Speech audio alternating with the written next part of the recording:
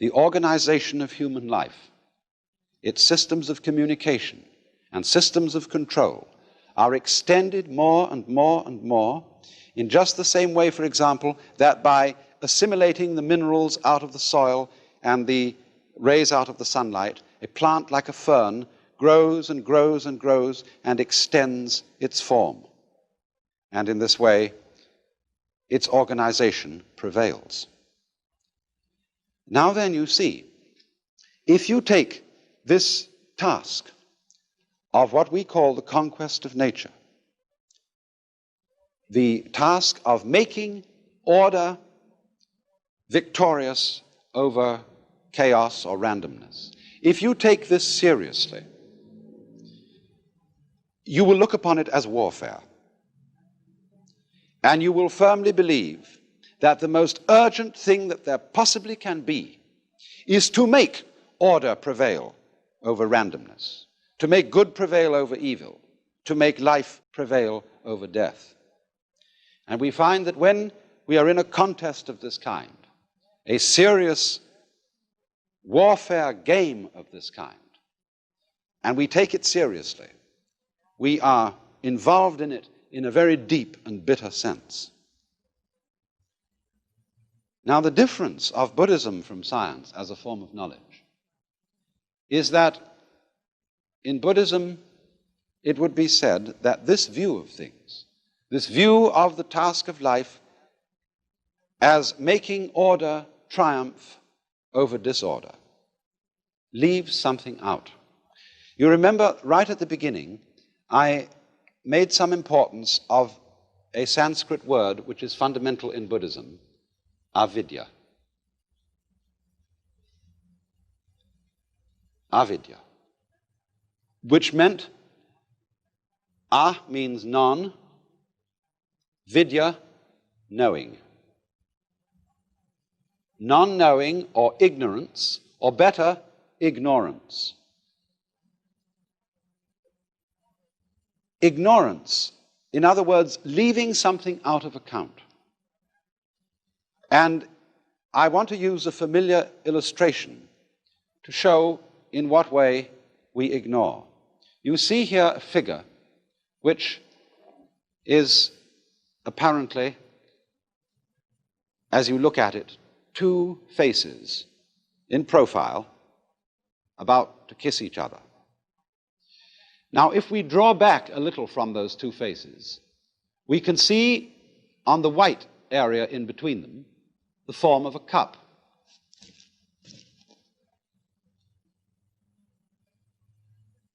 But the interesting thing about this is that as you look at it, you will either be able to see the form of the cup or the form of the two faces in profile, as it were, about to kiss each other.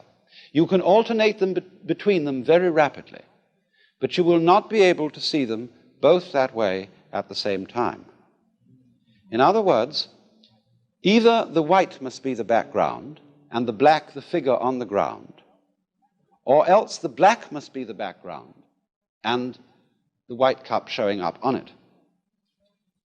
And so in this way, we are unable to see, really, we can think it. After a while, we can get accustomed to the idea that the figure and the ground, the black and the white, are mutually necessary to each other. In that figure that I showed you, you could say both the cup with the stem and the two faces are there. But our ideas about them, our concepts, are mutually exclusive, and we cannot see them both at the same time. And in the same way, in this figure that I drew, we either see the sawn-off stumps or the bear claws. It's difficult to see this figure both ways at the same time. And so, also, just as we see one and not the other, so we identify ourselves. After all, when you're looking at the white figure in that illustration, which is the cup, you, as it were, identify with the cup. When you look at the two faces, you identify with the profile.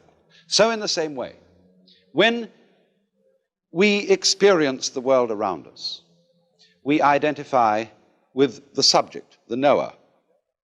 We don't identify with what we see. But as a matter of fact, if there is nothing seen, there is no experience of a seer. If there is no seer, there is no experience of anything seen. They both go together in the same way as the black and the white. And this idea that the yes and the no, the black and the white, the inside of a class, say we draw a square as representing fundamentally the idea of class. I can't have a square which doesn't have both inside and outside. They go together. And in Buddhism, this going together is called shunya. Although this is often translated void, it means that the inside of the square cannot exist, is void without the outside, the subject without the object, the black without the white. And this, of course, is represented in this fundamental Chinese figure of the yang, or the positive principle, and the yin, or the negative principle, like two fishes, constantly circulating, going round and round and round and round in the alternations of life. Now, the question is, are these two fishes involved in a fight?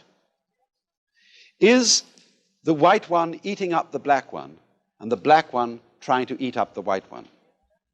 If that is the situation, then, of course, life is fundamentally nothing but a grim contest. If this one up here is the good fellow, and this one is the bad fellow, if this is order and this is chaos, then a fight goes on between them.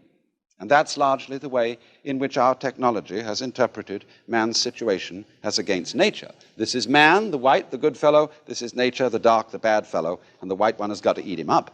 But what happens if the white fish succeeds in eating up the dark fish?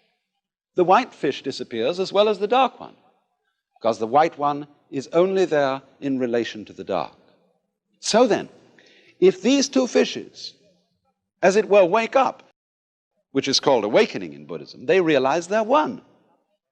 In other words, they go together. They're inseparable from each other. And this realization is that experience, which is called in Zen satori, or in Buddhism, bodhi, awakening. This sudden dawning on our consciousness that life is not really a contest to make yes triumph over no, to make the positive triumph over the negative. The two sides go together. And then one sees, in this strange way, that underlying all that is negative in the world, all that is in a way painful and evil, there is a kind of necessity to it.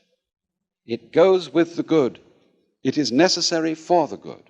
Disorder is necessary for the manifestation of order, just as you must have, say, a black background to show up a light figure. And then when one sees that, a profound transformation takes place in one's attitude to the world. That is to say, instead of looking upon life as a contest, it becomes a dance, it becomes a game.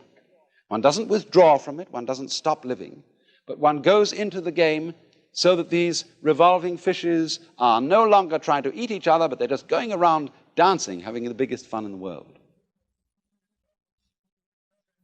So then, must we have fixed in our minds the idea that all the forms and patterns of nature are simply methods of attack or defense, that they're devices for camouflage, that they're simply lures for sexual attraction or other utilitarian purposes? Or can we see in them a dance, a joyous cosmology?